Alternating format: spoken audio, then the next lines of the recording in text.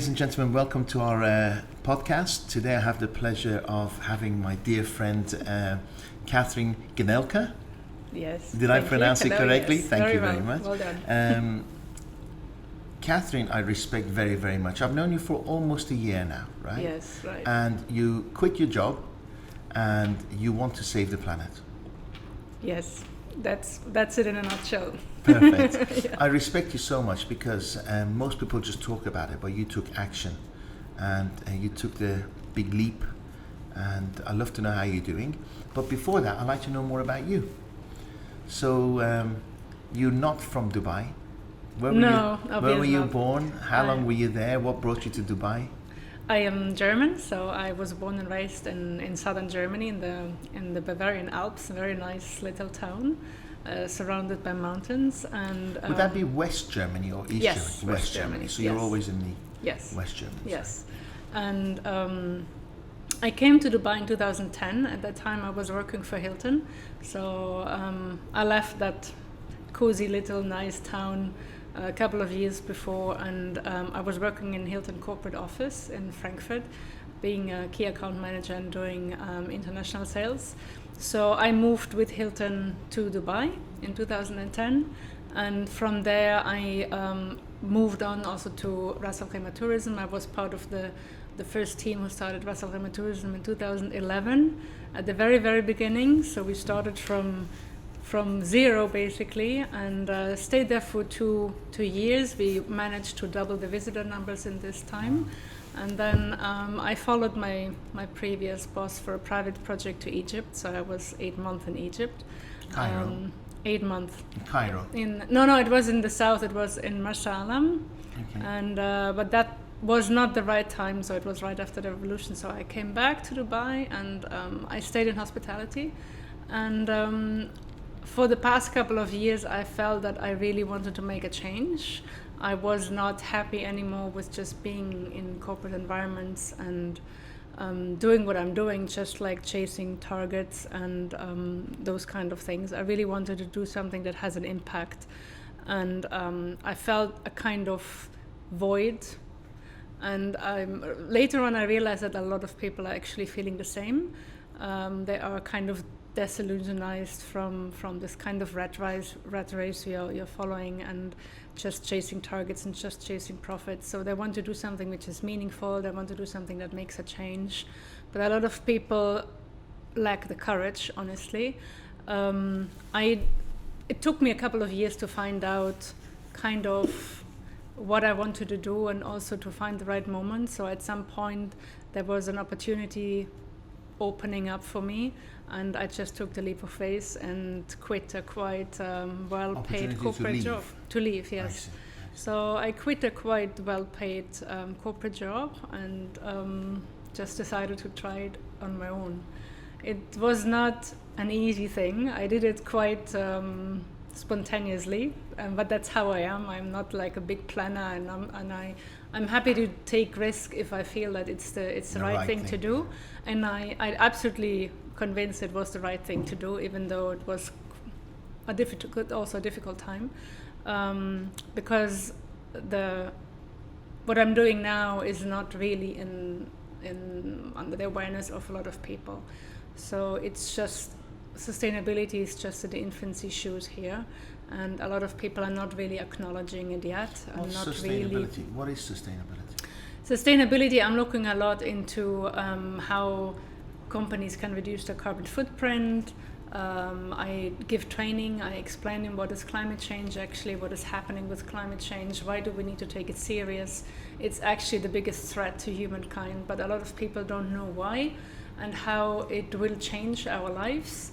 I also talk about not only what it is, but also what is the impact to the environment, what is the impact on our health. So all the time you're doing this, talking, lecturing, doing speeches, you are educating yourself, researching, because constantly footprint's changing, right? Yes. And the pollution's getting worse. Yeah. You know, I watch TV. We're going to go back to you, and sorry to interrupt, because I'm really interested in what you have to say, and I respect what you have to say very much. I'm really into this, and I don't do plastic bags, and you can see we don't do plastic bottles. I'm happy to see stuff. that. Thank you. then I listened to Donald Trump saying we're gonna go into coal mining again, and and I'm like, what is my little plastic bag? I know it makes a difference, but really on a great scale of things, they don't care. In billions of yes, yeah. tons of carbon footprint every day, what difference can I make? They're dumping nuclear waste all over the oceans. What can we do? This is a question a lot of people are asking, and a lot of people actually feel that they can't make a change. But we have we have more than 7 billion people on this planet, and if 7 billion people decide from one day to the other, actually I can make a change, then you would be surprised how fast industries have to adjust. But what shocks me is that Donald Trump pulled out of the Paris Accord, yes? The environmental, and still they're talking about he might get re-elected as the president of America. Yeah. That means at least half Americans, even the new generation of millennials who are actually voting, they couldn't vote, they were 14, they're going to be 18, they're going to vote for him. And the number one topic on the planet is the environment, and he says it's false. Yeah. Well, there's... What's going... it kind of makes you a bit pissed off, doesn't it? You think, yeah, what the fuck, I agree. And now that I read, for example, Greta Is this the first time I use the word fuck on my podcast? Sorry. It's a serious matter. Twice now. It is. I can see you take it serious, which is great. So the fact that you see now, for example, Greta Thunberg, who is that 16-year-old girl, right? She's proving that you can make a change. She started last year just striking all by herself, and now she's moving thousands and thousands of people. But you hear, or you see also more and more people forming a kind of an anti-Greta wave. And sometimes when I read now at the moment, and it's even on LinkedIn, and that's even more shocking, because you should see a lot of educated people on LinkedIn as a business profile, right? The kind of aggression they show towards her is really shocking, and the wording and how they make fun of her, because she was also outing herself of having Asperger's syndrome. So now they all make fun of her of being like a little dumb kid that is getting manipulated, and just to kind of trying to get away from the message, and this is really sad. So unfortunately, there are still so many people who don't understand the science. There are hundreds and hundreds of scientists who confirm, like not more than almost 100% of the scientists confirm that climate change is not a hoax, it's actually happening. And if anyone is just now completely blind, he will see what's happening. So we had in the past couple of years like the hottest years in a row, like consecutive 10 years in a row. You see, like last year in Germany it was like 2 weeks of 38 degrees. This year we had 45 degrees in France. We had like 40 degrees in Germany. We had in Spain. We had even in the UK. They reached like temperatures like never before. But they're having very cold winters as well, right? The winters are getting bad. No, not necessarily. I think, again, they had a really bad winter, and then Donald Trump said, what's happened to global warming? Yes, but this is one of the first thing, if somebody makes such a comment, that's the first thing that you see that he doesn't understand the topic. Would you explain? Because there's a difference between weather and climate. So you can't necessarily foresee the weather, because weather is changing, and weather is something that's changing on a daily basis. It depends on air pressure, it depends on wind, it depends on temperature, it depends on obviously the area you're in. But climate is something that you are measuring over a period of about 30, 40, 50 years. So that's why you can say the climate is changing, and we have now, for example, CO2 levels in the air which we didn't have like for the past 3 million years. So to say that this is a coincidence or it's made by it's a natural phenomenon, there is a natural climate change happening, and this has to do with the Earth orbit and like the orbit cycle, but this is happening over 100,000 of years and not within 150 years. So you can actually see that since we started Industrial Revolution, until now, you have like a consecutive increase of CO2 in the atmosphere, and at the same time you have higher levels of heat and of warmth. So the temperature is increasing, and there's nothing to be said against that. It's just a fact. Is it too late? And I don't think it's too late, but it's too late to discuss still if climate change is actually happening or not. Because if we still discuss about this, then then we haven't learned anything, and we are just not willing to take action, take responsibility. And I think everyone who has children or wants to have children should really ask himself what kind of world he wants his children to grow up. And it's just a fact that we are destroying the planet, that we exploiting natural resources, and that we are already using more than the planet can replenish. So maybe you heard of the Earth Overshoot Day, which is the day in the year which marks when all of us together, as all countries, used all the natural resources the planet can replenish in 1 year. So last year, Earth Overshoot Day was on 1st of August. This year it was 29th of July.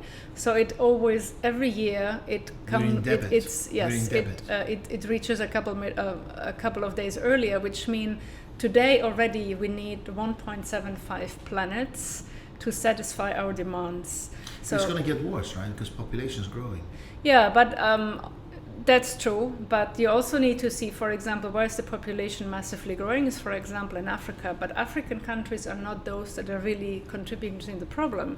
So it's about 50% of the population is living a very normal lifestyle because they don't have the same money and the same. There's still plenty of land to support the population. There's still plenty of natural resources.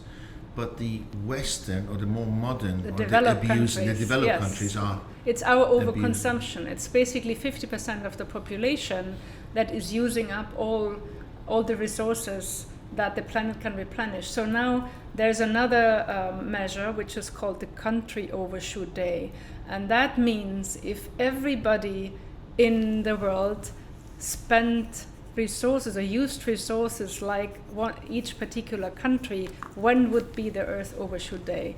And the shocking is that the first 3 and 4 categories are the smallest countries in the world. They are Kuwait, they are Qatar, they are UAE on number 3, and they are Luxembourg.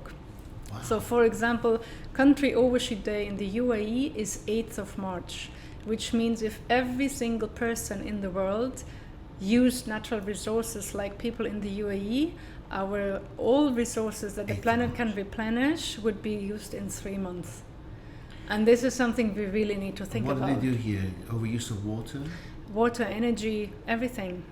But then, don't they have lots of sun here? They could use solar panel. Yeah, this is developing, but obviously that will still take time. It's still a minority of energy comes from. I would have thought here solar panels should be in the desert everywhere. They're building this massive solar park, but still it's just about like 5-6% of the energy that is used here comes from solar. The other one is oil. mainly oil and fossil fuels still. Wow. And could it be all replaced by solar panels? 100%, sure, of course. With all the money, you would think they could do it really quickly. Can anybody in the UAE set up a solar panel company, or is it government driven? Because in America, Elon Musk is building his own. So I'm not quite sure about that. For sure, it has to be approved. I mean, some company is going to do it for the government. So this massive park, which is happening. Where is it? Dubai, Abu Dhabi? It's in Dubai, yes. And this is definitely one of the big targets of the UAE to move more towards solar energy, which is much needed, and we have more than enough. Exactly. If you imagine, like now there's so much technology now. Like imagine you could build solar panels in glass or something and make the glass fronts out of solar. Then all the buildings could be using or producing their own electricity. Actually, we could produce so much electricity that we could sell it to other countries. Exactly, export. So, and that would be super clean. So that is really something which is very important, because so the energy speaking to consumption governments, is, let's say our home government here, aren't you talking to people, or are they listening? Are you thinking of well, yes, just going corporate and not no, approaching? they do have big projects going on, and they know this. So like that's why we have now a Ministry of Climate Change since 2017, for example. So they act on these kind of things. The problem is that the awareness among the population is not there, and also the interest is not there. So for me, for example, to sell a training to individual people is very difficult, because they're not willing to pay for it. If I did something else, I don't know what, maybe baking cakes, it would be probably easier. But people don't see it as necessarily. A lot of people think it's not their responsibility. The government has to deal for them. But it's not the government who's raising your kids. It's not the government that takes your decision that you are actually having kids. So, and it's not the government who is living your daily life. So we all must be mature and responsible enough to take action and to be responsible for our own impact. And we're using, for example, on average in the UAE 550 liters of water, which is 82% higher than the global average. We use energy like there's no tomorrow. So it obviously also has something to do. Air conditioning as yes, well. Stuff it like obviously has to do something also with like the way houses are built. So there's a lot of loss of energy, but there's also a lot of ignorance, and people just use it. And I think one part is also because nobody is. A majority of people are not from here, so they live here like a temporary lifestyle, and it's not. There's no care. Yes, some people even confirm to me that they behave differently in their own country. Once they're back home, they would never do those kind of things. But now they're here, it's like electricity is there, water is there. Even we live in the desert, right? So there's no groundwater. So if this country were landlocked, we would all queue with buckets. Or if the UAE were a poor country, there would not be any water desalination. It's just we take it for granted because it's there. But we also need to understand that any kind of making availability of resources, like for example water, and the desalination process also has a negative impact on the environment. So because it uses fossil fuels to power these plants, and then basically what happens is that the desalinated water is going into our houses, but what is rest is kind of a brine, which was a highly salty liquid which goes back into the sea, and that means it changes the salinity of the ocean, and that has an impact on all marine life and also on corals and those kind of things.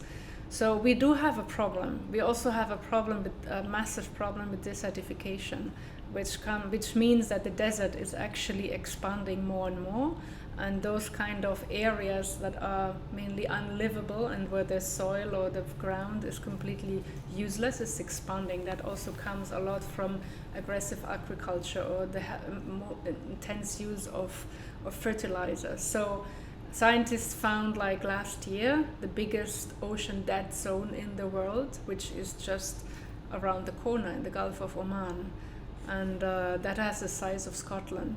And an ocean dead zone means that there's no life and there's no oxygen. So when you, for example, put lots of fertilizers and they get into the ocean, that makes so the bad water has no grow. oxygen. The water has no oxygen. Yes. Do you know that was possible? It's possible because it's getting warmer, and then also, for example, when fertilizers it's like get boiling into water, right? It's like.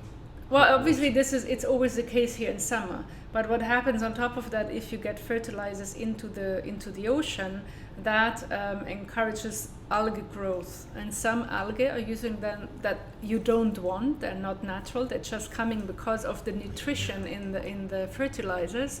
They grow and they use up all the oxygen. So there's nothing left for plankton, which is very important for us because plankton makes about 50% of our oxygen in the atmosphere. It's the trees as well, but it's plankton. It's the majority of oxygen is produced by oceans. In the water. Yes. And then obviously fishes have plankton in deep sea as well, in the oceans. Yes, plankton is everywhere. Really? Yeah. It So just shows my ignorance. No worry, plankton is everywhere. Yeah. Wow. But obviously, it's like it's a lot in the shore areas, but because it's usually on the surface of the water because it needs the sunlight. It's like tiny little plants, so they do photosynthesis as well, right? So they need the sunlight as well to make it work. There's me thinking it's the Amazon that feeds all the earth, but it's not. 50% is No, it's not. The Amazon is actually producing a lot of oxygen, but at the same time, it's using the oxygen. It's using it up as well through all the microorganisms and wildlife that is in the Amazon. Mm-hmm. So the Amazon has like about 80% of the whole wildlife in the world is living in the Amazon. So they're using up all this oxygen, but what the Amazon does is it's evaporating a lot of water into the atmosphere, which is causing rain. And so this rain, there's a lot of then goes into the Amazon River, and it takes a lot of sediments with it, goes into the ocean, and that feeds basically the plankton again. It's And, all finely balanced, finely tuned, isn't it? Everything is linked. Everything in nature. There is not one thing which is not linked, and there's nothing which is self-sufficient. Everything builds up on each other, and everything, like one organism on one part of the world can be connected to something else on the other part of the world. Can this dead ocean be fixed? Never. No, it can Too be late. fixed. Really? It can be fixed, but we need to stop polluting. We pollute with those kinds of things like fertilizers. We pollute with plastic. We have about 150 million tons of plastic in our oceans. And there's not only the garbage patch, obviously, with everybody knows about, the Grand Pacific, which has like 3 times the size of France. It's also several ones around the world. And everywhere where you have the current, it kind of this plastic gathered in a space? In the sea. 3 times the size of France? Yes, the Great Pacific Garbage Patch is only like half of Europe, of the size, yes. And do boats go through it and see it and stuff? Yes, people know it, but there's no real technology yet to get it out. So there's a lot of companies who are trying to clean this up. Heck of a lot of ships to take it out, isn't there? Yes, it needs like a proper technology, so there are several companies working on this. But the problem is the longer it is in the water, the more it breaks down into microplastics, because from the sun, from the waves, from the salt. And then there's no more way to filter it out. So no water filters at the moment really can filter out. So it goes in the fish. Yeah, it goes in the fish. It also sinks on the ground. It's destroying the corals. It's polluting corals with bacteria, and we created a big mess. Half the size of Europe. Yeah, and it's not the only one. So I thought it was like little patches of a couple of 100 meters. No, it's massive. It's and like it's a continent. Full of shit. You can visibly see it. Yes. How long have people known about this? Quite some time. And only it's become like we prominent. know since 30 years that the Amazon is burning. It's not just this year. The Amazon is burning since 30 years. Like by people. Yes. This is not, the Amazon is a rainforest. A rainforest doesn't start burning by itself because it's wet. So this is something that people are doing. Like half Indonesia lost his rainforest on Borneo since the beginning of logging and this kind of slack and burn methods and palm oil and all this kind of thing. Like more than 50% of Borneo's rainforest is gone. We can never get rainforest back, can we? It's difficult. You can do it, but by itself it will take very long time. And the problem is that rainforest is growing out of itself. So you have just a thin layer of, how do you call it, peat. Yes. Peat, which is produced by rotting plants and when animals die and those kind of rotting away. So it's getting soil, right? And out of this, the new plants are growing. So you have like a lot of birds flying around, and when they, for example, they eat the fruits, they poop them out and then they spread the seeds, right? Or monkeys. So this is like how rainforest is growing all the time. But if you burn this down and then you use it, for example, for agriculture or for other things, once this layer of peat is finished up, below is clay and then is rock, and there's nothing growing anymore. That's why you have so many countries where you have soil erosion, especially like Madagascar, for example, destroyed a lot of its rainforest. And they have lots of... Madagascar has rainforest. Yeah. Big it's island. like huge, massively, like one of the oldest and biggest rainforests. But they also did a lot of deforestation, so they have now a lot of problems with erosion, which means kind of the soil is also getting swept away because of it's raining heavily there, right? So then also these kind of sediments go into the rivers and go when you into get the rid oceans. of the trees, deforestation, and does the rain stop, or is the rain associated with the trees? You know, like I live in Thailand. It is. And it's constantly raining. Yes. Now I'm wondering, is it raining because it's so green, or is it because it goes green? Everything goes green. Things grow out of everything. Yes. And I'm wondering, is it because of that? Are they related? Yes, 100%. So if you cut down rainforest, it will have an impact on the climate in this part of the world. So you had this already, for example, was witnessed in Australia. They thought it was linked to climate change, and then they found out it was actually because of deforestation.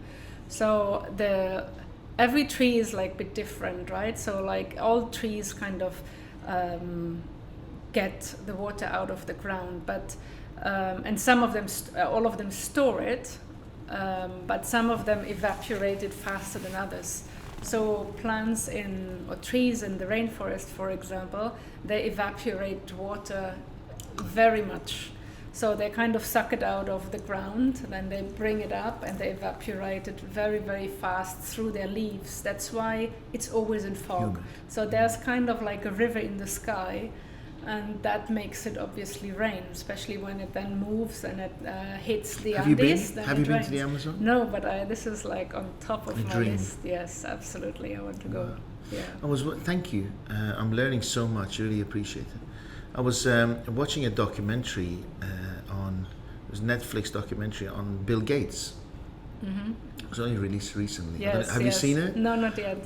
Fascinating. It's a 3-part series, and the last one he was talking about, I didn't know he's involved in climate change. Yes, he has his own foundation. Yeah. Correct, and he's put billions into it.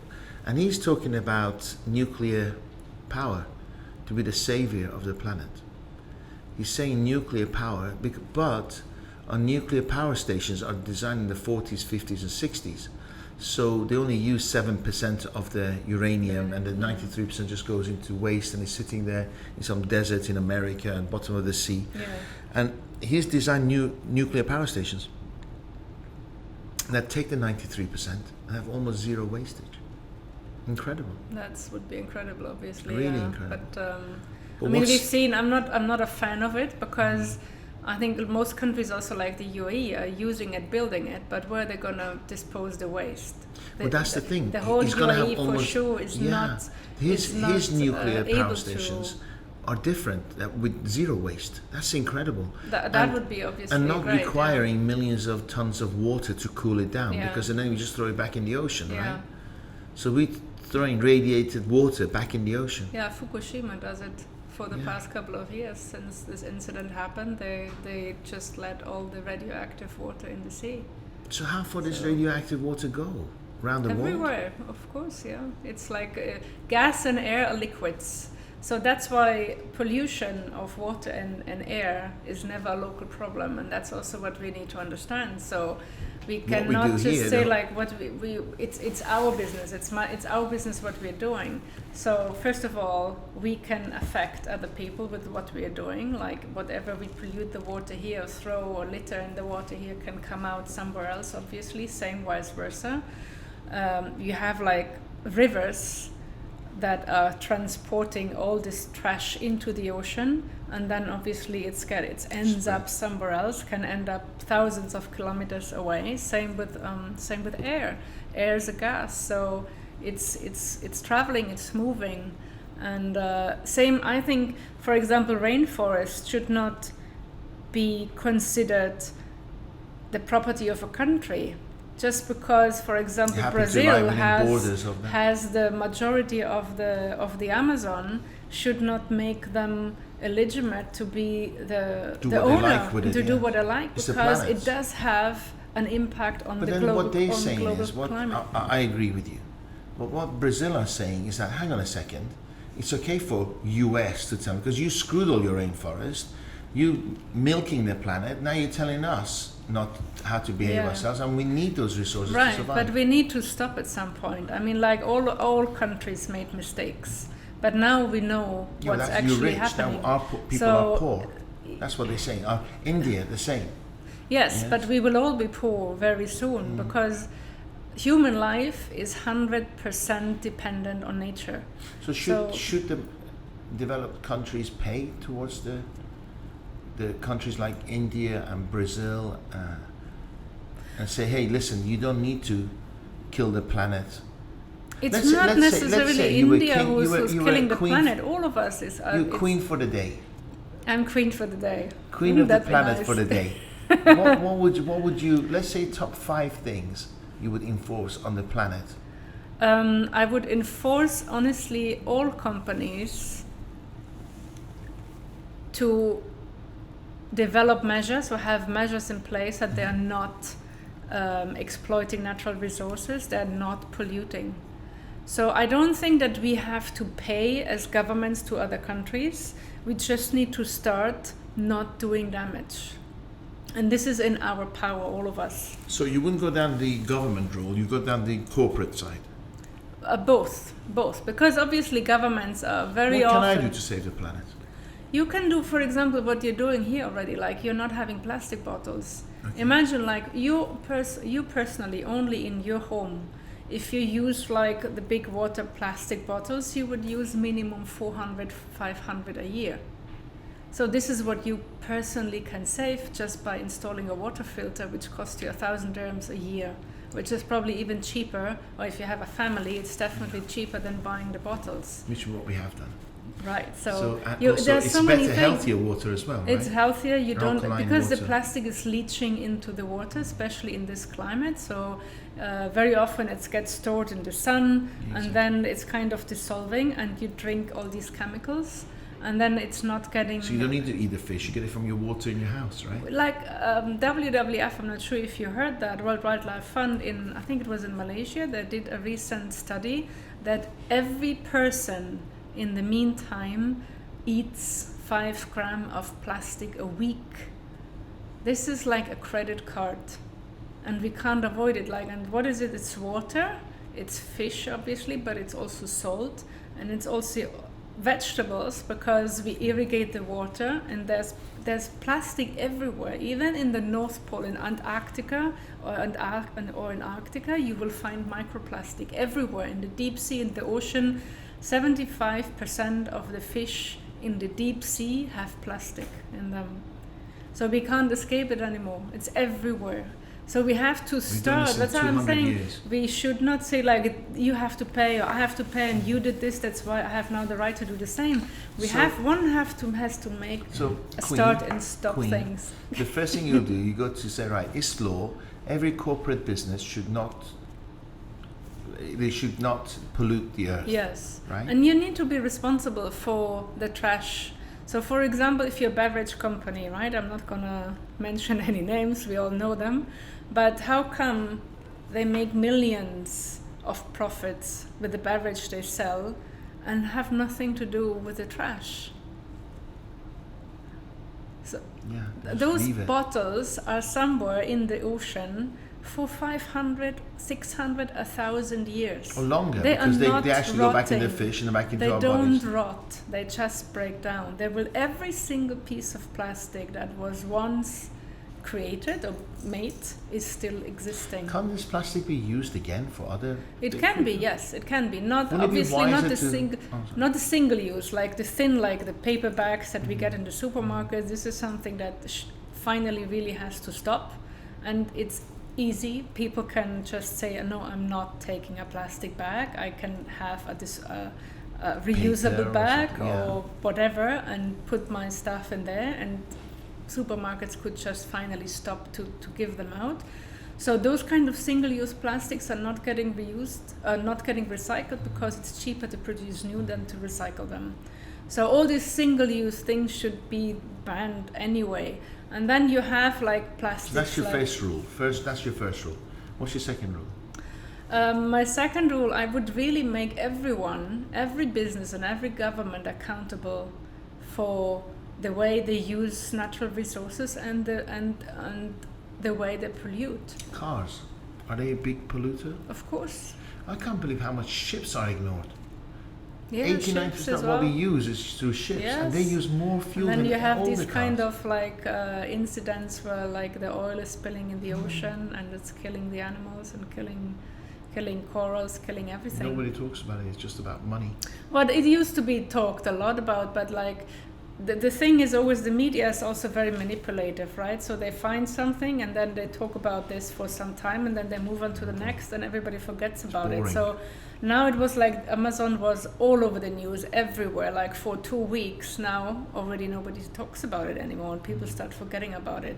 But it's not something that is just like an occasional incident. It's a real tragedy, and this is happening since decades, and we are just not doing anything.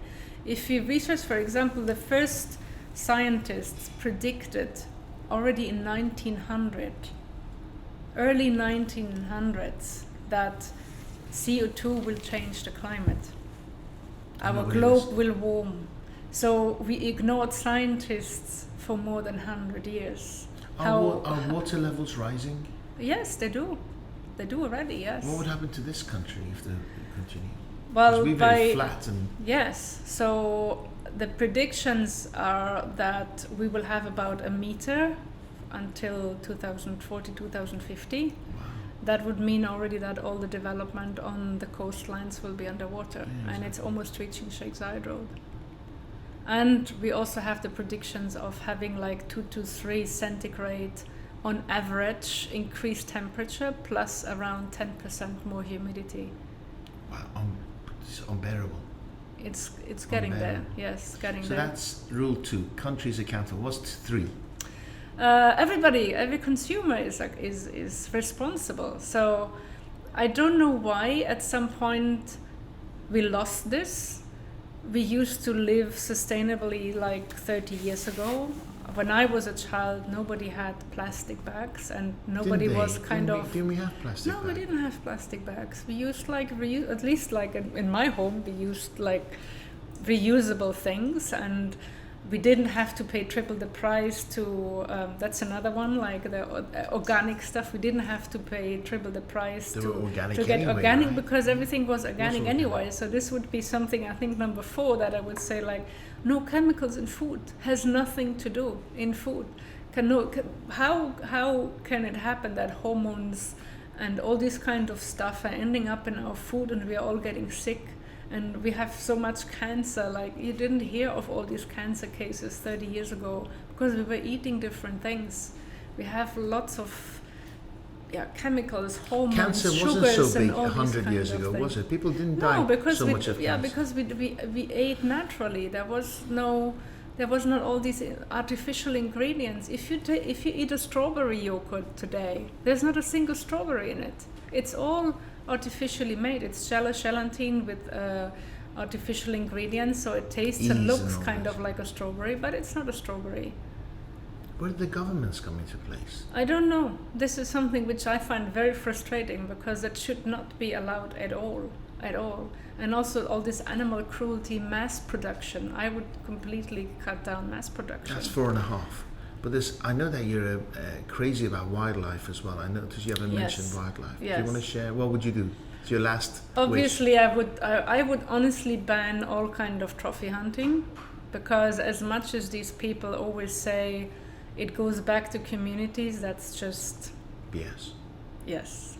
I don't know. You can say bullshit. Okay, it's bullshit. Yeah. So if you hear these communities... Did you just say bullshit then? I think I did say it, but you encouraged me to say it. It's so my it's fault. basically your fault. It's my fault. So yeah, I mean, I've been to Africa last year, and when you see these beautiful animals, and I could never understand what is the fun about killing an animal. Bullet. How I can understand. Go with a knife and try to kill a lion, right? That's Yeah, fair oh, fight. it's not yes? gonna but that you don't have a standard chance. That's what I'm why. saying. That's So, sports, yes, right? Yes. But if you go with a bullet and you're half a mile away, you shoot them. What the hell is Yeah, that? they even Get shoot a them target. in enclosures. There's like No. hand hunting where they shoot them in enclosures. They don't stand a chance. So what's the point? And then they also say they only take down the old ones, which is not true as well. Because like the case that we had in Zimbabwe a couple of years, that was a beautiful, like a lion which was in his best year. So you shoot a lion, a male lion, out of a pride, you kill the entire family because another male lion will take over. He kills all the cubs. So you kill an entire family by taking out one animal. So, and it doesn't have anything to do with like these poor villages around. They don't get anything out of this. Sometimes maybe they get, but and even if they say like we shoot an elephant and then the meat goes to the, do they really wait for us? Do they really need the big white guys coming in with their guns to make sure that these poor people have elephant meat to eat? If they wanted to shoot the animals, they could do that themselves. I saw a So picture of. it's stupid. It wasn't even a picture. It was a painting, I think. Like 150 years ago in South Africa, there was lions and elephants on the beach. Yeah, there used to be 200,000 lions in Africa. Now it's 20,000 left. Crazy. Yeah, it's not only trophy hunting. It's obviously also human-animal conflict. It's a lot of poaching, and but the majority is human-animal conflict, and that's because the population is increasing and basically moving into the habitat of these animals. So I would definitely make a lot of investment in animal conservation because we need to keep these animals. Do you think tourism helps? It can help if it's like sustainable tourism. Yeah, because then the tourists Not are if going it's mass into. tourism. Yeah, Yes. they're going into their. Yes, we see how much Life tourism is can also ruining destroy. the- For yeah. example, you go to the Red Sea and go diving and see how much of the coral reefs are destroyed because you have people breaking them, people cutting them with their fins because they're like not experienced divers, so they don't have the buoyancy, they damage them. Or like some people dragging out turtles out of the sea because they want to show them to their kids, or people drag out baby dolphins out of the sea and make selfies. Sometimes I don't know what to say. There's a lot of ignorance in people as well. So I would make it kind of mandatory to learn That's your about. 5 now. So Yeah, how let's do you make stay 10. positive? No, seriously, how do you? Because you know what, you have obviously a lot more awareness than most of us do. How do you stay positive knowing that all this shit's going on around the world and we're fucked basically? Sometimes it's depressing and sometimes it's a little bit overwhelming. That's like I have those days because, as you say, the more you learn about the topic and the more you're aware, the more you know how big the problems are, how much bad we did. I used to when I was just got my driving license, I used to have a car called the Morris Minor. I don't know if you know.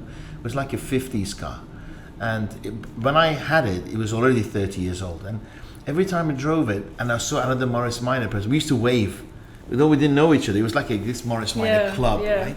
Are there people like you around where you wave to each other as you pass by? Is there any way you guys can get together and have some compound growth, or? Yeah, do you feel like you're by yourself a lot? No, there are people, obviously, there are people here in Dubai that try to make an impact. There are people that I got to know through LinkedIn all over the world that really want to make an impact. And honestly, at some point when I was really feeling down because some people really attacked me on a very low and bad level on LinkedIn for talking about climate change. What was their point? They said it's a hoax and I'm spreading propaganda and lies and I'm a fraud and I'm this and I'm that and like flat. all these idiots that are spreading all this propaganda, and that's the kind of language. So after some point I realized. So they think the Earth's flat. They still think. Kind of. So if you just close your eyes and you don't want to see, then that's like that's how it is. And I was really down for even a couple of days. Even if you block them or don't go, it still plays on your mind. It is. But then I thought, actually, look at this little girl, Greta, in Sweden. She is 16 years old. She actually looks like 12. She's a really little girl, and she is facing so much negativity also from people, and still she goes on and she's encouraging and she's doing her thing. She has a team now, right? She's not all by herself anymore. No, obviously, like, she gets support from Greenpeace, she gets support from a lot of conservationists, from United Nations, but still she is 16 years old. If I remember like how fragile I was when I was 16, I wouldn't have been able to stand all this negativities and this hatred towards her. Some people are really hateful. Of course she does. Of course she does. Her parents don't protect her, or somebody else filters. Well, you can't protect. You read obviously those kind of things, and you have like people that are negative and politicians that are negative, and a lot of people are negative. So I thought, like, if this 16-year-old girl can do it, then I can do it as well. I just tried to blend out, and I realized after some point, those kind of people who still don't believe in climate change, it's not even worth spending the time on educating them, because all that they do is to really attack you on a very low level. So there's no way of talking to them or explaining to them. It's not a matter of a different opinion, it's a matter they want to hurt you, and that's their own the whole agenda. So it doesn't, it's just a waste of time. Sorry to say, I think they need to get laid. Yeah, their frustration lies somewhere else. Maybe. Yeah, it's got nothing to do with your message. They're just haters, and they need to have more love in their life. No, the thing is, like, obviously it's and it is overwhelming, and we will have to change. And and human being is not. When do you think they're going to realize that is? When they are personally affected, only then. So it's obviously difficult. Their homes. Maybe yes. So like a flood has to come and sweep it away. 50 of us go with buckets. And maybe yes. So obviously it's difficult for scientists to predict exactly what's happening, right? So they use data from the past to forecast what is coming up. So every single time something is not happening exactly, they say like, oh, you see, like, you just talk crap. But it's not like this. Like, we have, like, I mean, if you still icebergs are melting. Yes, and they are melting like in faster and faster and faster. So it reached a certain momentum that now glaciers are melting faster than ever Summertime, before. you can actually go across America to Russia without hitting any ice. Am I right? Kind of, yeah, kind of. You can canoe your way there. Yeah, I mean, like, it does have it, and this has a massive impact. So imagine, like, millions of people depend on mountain glaciers as a resource of drinking water. It's not only the glaciers in Antarctica and in the Arctic. It's like if you go to the Andes, if you go to Himalaya, there are a couple of million people who rely on that because they feed all the great rivers in Asia. So people need this water. What do you think happens if there's no more water? And like a future wars will be over water. Yes, and also people will move towards water, right? Yes. They cross borders and boundaries, and we already have like more than 20 million climate change refugees. Wow. Already today. So let this be 100 millions. Where are these people going? Do you have some kind of a website making people aware of all your knowledge? I do. I have, like, my website is www.1001gooddeeds.com. I don't have all the information on there, obviously, because it's too much. So where do you start, where do you end? But it's all covered in my training. So why don't you have your own podcast and say this? Good idea. So no, seriously. Yeah, I have to start doing this. Well, why don't I make this offer to you? You can use this room anytime you wish. Thank you. Come here, we'll record you, and would you agree? Spread the news, spread the word. Seriously. Thank you. Thank you for the offer. That's great. No, but you need to get disciplined, right? You need to make sure this amazing information is not just within you, and you spread it to the masses. Because again, you and I have been friends almost a year, and I knew you were into sustainability, and I didn't have a clue what all this was about. Majority of people don't know, and it's a broad topic. It's huge. It's really huge. So. Yeah, it's a lot to learn, a lot to take in. It's not too late. It's not too late, but it's not too late. And I'm confident now that also to see that so many of the younger generations really go on the street, Oh, and I love them. they not accept anymore to be told Good. like you be quiet and go to school and leave it to the adults, I'm which so you have proud. adults. I'm so proud. So yeah. it's great. So I hope it's gonna continue, and they will keep doing this, because that's how you can see that the power is always with us, right? The power is always with the people, not with the governments, not with the industries. So the UK government announced a climate emergency after these school strikes, and Ireland as well.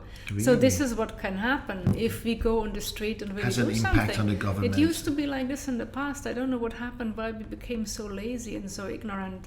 So now the youth are doing it do for you know what us. I think? Because they know they're smart. They brainwash you with television and crap, and seriously, they manipulate people's minds. Because Yes, if you're that's true, if you're but- like looking at the screen, you're not thinking about. You're worried about what happens to the next episode of this Kardashian bollocks. Yes? Yeah, but- you're not thinking about the environment. Yeah, that's true. But what I mean is that really so important that the Kardashians? No, it's so absolutely not important. But the So- governments like it because they stay in power. Yeah, right? of course they like they're it, because they manipulating. can distract from all these all Exactly. these things. Like, and Trump is a fantastic example. Drama every day. Every time he's boasting out something, and people are totally offended, Correct. and then it's He's 2 getting their weeks in the attention. news.